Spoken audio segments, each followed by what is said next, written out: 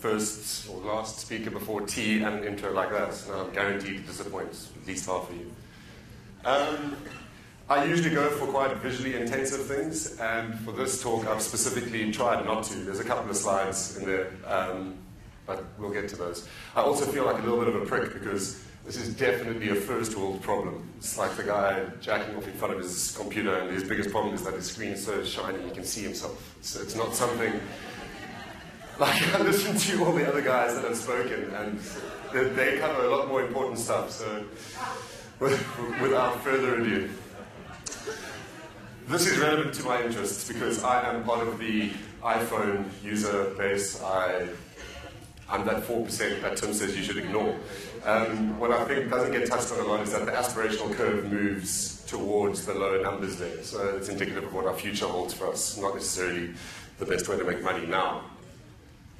I have looked into this quite a bit more than I'd like to admit to. And I've read things and done stuff. And this is where we're playing. Everyone's talking about the attention, but attention is one tiny little piece there, which makes up a whole bunch of other stuff, chemicals and emotions, and it's your brain on a chart. Okay, so how many smartphone users who think it's perfectly acceptable during mid-conversation? Sorry, just hold on a sec. That happens a lot, right? So for my benefit and for yours, I want to put mine down over there. And if you've got a smartphone or a computer or something in front of you, don't be a rude prick. Switch it, close it. Like, just give me 10 minutes of your time. And, and just 10 minutes, all I ask. Don't tweet or whatever. Just switch off for a little bit. Can you not? Can you not? Is that pressing? Earlier on this morning, I was sitting at the back and I was watching, and you realize that everybody's engaged. Everybody's got something open in front of them, and this is really great talk. This guy, he's a great dresser, and that guy's really smart. And you're losing out from the core thing, and I only became aware of this recently, and this is something personally I became aware of, and that's why I say it's a first world problem, is that I started to become a douche. Man, we'd be in the middle of a conversation with my mates, and we'd be chatting, and the phone would vibrate, and I've switched it to silent because I thought I was going to be polite, but now the thing's vibrated, and I know it's there, so I kind of just, no, I'm listening. Okay, that stopped. Dinner with my mother. Jesus. No dice, pal. The phone stays away from the dinner table, which is interesting because that little dip that Tim had in his graph earlier. So smartphones, what are they? Blah, blah, blah. Smartphones, personal digital assistant, and they do become a companion for you, you know. What's a stupid people? This is a stupid people.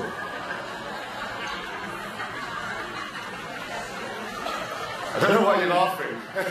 Half of you fit into this category. I did as well.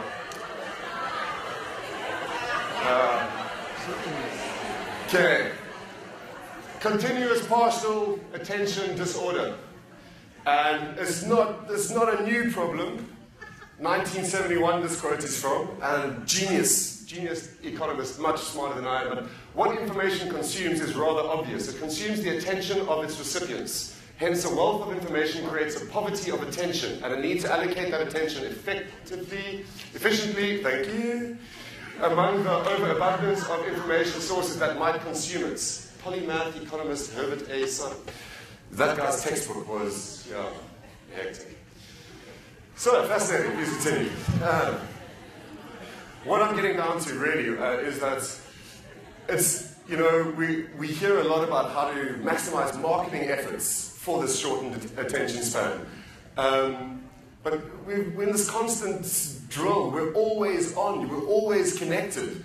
And the shortened attention spans and reduced critical thinking. Yes, Tim from Presence is 100% right. You're on a mobile phone, don't be a douche about it. Like, put the spacing out a little bit, and I think some of the work that they're doing there is probably the case study for if you're going to do something mobile. Go and try and copy them because they're doing it great.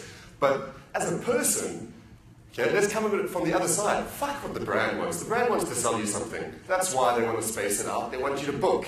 Like, they're not trying to help you. They're trying to help themselves, and it's disguised as help for you.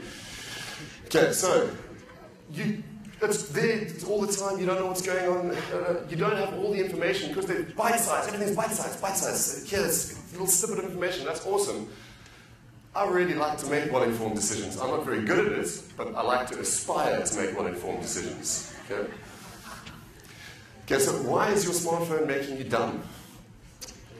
This obligation bond. I was sitting there now, I got a phone call, a tweet, and something else, and my gut instinct is to reach into my pocket, and because I feel obliged. Someone has sent me something. We're human beings, and if I say hello to someone, hi Max, hope that iPad thing is working for you there. There's an obligation for an interaction. So in the world of instant, this obligation is instant. As a result, my stress levels go through the fucking roof. I get like, I don't even know how many notifications and bumps and nudges, and somebody's added you on Google Circles, and somebody's added you, and it's crap. Multitasking is the devil. And these are people at Stanford, eh? They're clever people. Don't take my word for it. I don't have a degree. I'm not a PhD student. I'll never go to university. So, pro tip, if you're on a task, if you're doing something, stay on that task for up to 15 to 30 minutes. Stay on that task. Okay? You don't stay on that task, you're going to achieve fuck all. You're going to open up the document. Hey, direct message from Green Gorilla. How's it? Yes, we're going to get sorted. Okay? This is an area that I love. I aspire to live in that state. A state of flow is when you're being adequately challenged and you have sufficient skills to address that challenge. It takes 20 minutes for your brain to adjust, to get into a state of flow where you lose track of time and the task at hand becomes all-encompassing, that you don't care what's going on. You're busy with something. Amazingly, like somebody digging a hole with physical labor will get into a state of flow where they start to maximize the efficiency of their movements a lot faster than your average office worker will. Because your average office worker is going to go make a cup of coffee, he's going to have a smoke, he's going to find out what somebody else thinks about it, he's going to do a quick Twitter search before he starts writing his article. There's 101 reasons to do other stuff before you actually get down to the nitty-gritty. Okay? And I mean, this, I can't emphasize how important this is. If you're aware that your brain, like a computer, okay, you can operate it in a certain way, and you can put it into a certain mode where you're going to get the best results. Why the fuck don't we engage that every day? Okay? Now, on to the other side of it. We hear a lot about about the brands and everyone else and what they're doing, and I can see that little orange light is on, so I'm going to stop speaking really fast, please forgive me. Mobile tech is also bloody dangerous. And it's cool, yes, the Google app. Man, that's amazing. You take a photo of something and you go and... But the downside of everything being indexed is that you're being indexed. So your likes, your dislikes, your friends, your family, your ex-girlfriend who wants to know where you're having dinner on Friday night and maybe come past and throw something at you. True story, it happened to me. Okay? Google NFC wallet has just come out now, really great. I mean, I was chatting to Brett about it, and he makes me feel a little bit better about it. But one of the guys, this misinformed youth that I work with, as soon as this came out, we found that if somebody had a purely numeric PIN on their phone for their Google wallet, and you could get your hands on that phone with no skill whatsoever, plug that phone into a computer, download a program to it, in 18 minutes you'll unlock the PIN. Then somebody can have your wallet. Okay?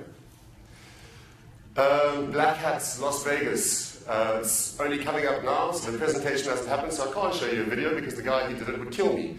He hacked into a very popular make of car via SMS. Okay? Not fancy pants technology. It's not this like that hacker movie where they plug into a payphone booth thing. And he had one of those old E250 phones, and via SMS instructions, figuring out what the car's phone number was, because it had a fancy GPS system that did all these wonderful automated things, managed to unlock the car, start it, and drive away. Okay, it took him 2 hours, but he did that via SMS. Okay, the sources for the stuff are down here, if anyone actually wants to go and check it out. But Don Bailey's a fucking genius. Funded by the US Army Research Office, facial recognition study manages to match people's Facebook profiles, regardless of your privacy settings, to popular dating sites. So forget you, we've got your face. Once we have your face, this again links to the clever people that did it. The war on drugs, don't worry, this is very relevant, very relevant. That is $1 billion of cocaine. Fuck me. Doesn't look like $1 billion. Okay, there's cocaine, marijuana, and heroin. Why do they put marijuana in these things? I never understand. Like, it's not nearly as bad as cocaine or heroin. But it costs the world 288 billion US annually. Okay? This is what cybercrime costs the world. That's a lot more. Okay? 67% of consumers don't have password protection on their mobile phones. Fantastic, guys. I know lots of people who make money out of you, and please, start putting fucking passwords on things. Like, the more feature-rich that we go, the more susceptible and the more vulnerable we are. That's something which has just recently caught me, and that's where I'm going with this.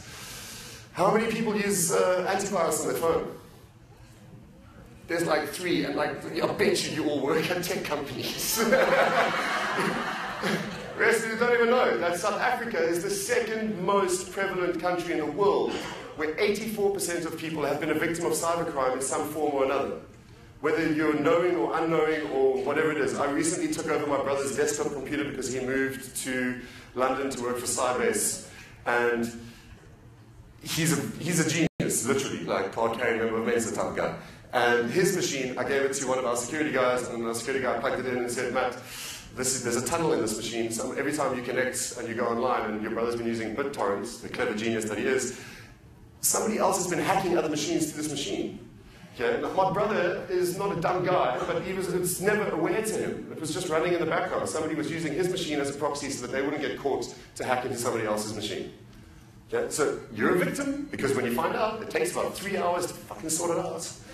It's 3 hours. The point, and I can see orange and red, so I think I've timed this perfectly.